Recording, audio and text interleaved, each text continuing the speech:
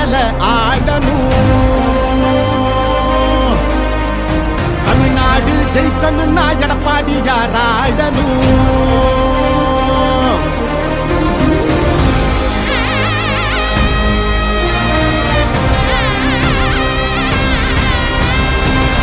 இந்த 5 ஆண்டு காலம் தாய்மார்களுக்கு எவ்வளவு கஷ்டம் என்பது தெரியும். 2 வயது குழந்தையிலிருந்து 70 வயது பாட்டி வரை கற்பழித்து கொலை செய்கின்ற ஆட்சியாக இந்த ஆட்சி இருந்து கொண்டிருக்கின்றது.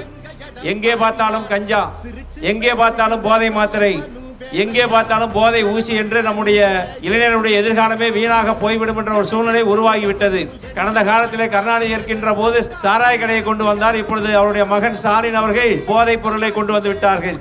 ஆக தமிழகத்திலே இன்று தலைவரித்து ஆடிக்கொண்டு இருக்கின்ற அந்த கஞ்சாவை, போதை மாத்திரையை, போதை ஊசியை ஒழித்தால்தான் பெண்களுக்கு பாதுகாப்பு இருக்கும். டிவியிலே பார்த்திருப்பீர்கள், கொமராபாளையத்திலே 6 வயது பெண் குழந்தை, ஒசூரில் 2 வயது குழந்தை, திருநெல்வேலியிலே பள்ளியிலே படிக்கின்ற மாணவி என்று தொடர்ந்து இது போன்ற குற்றச்சாட்டுகள் நடைபெற்றுக் கொண்டு இருக்கின்றன.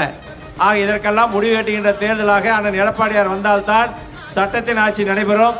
அதே போல கஞ்சாவை 3 வாரத்தில் நான் ஒழித்து காட்டுவேன் என்று அண்ணன் அவர்கள் சொல்லியிருக்கின்றார்கள். அந்த கஞ்சாவை ஒழித்து விட்டாலே பாதி பெண்களுக்கு பாதுகாப்பாக இருக்கின்ற ஒரு மாநிலமாக உருவாகிவிடும்.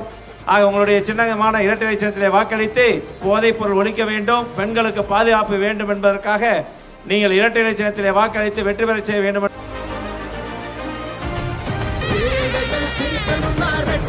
குமாரபாளையத்தின் ஒரே குரல், மீண்டும் தங்கமணி, வேண்டும் தங்கமணி. குமாரபாளையம் சட்டமன்ற தொகுதி அதிமுக வெற்றி வேட்பாளர் பி. தங்கமணி அவர்களுக்கு இரட்டை இலை சின்னத்தில் வாக்களிப்பீர்.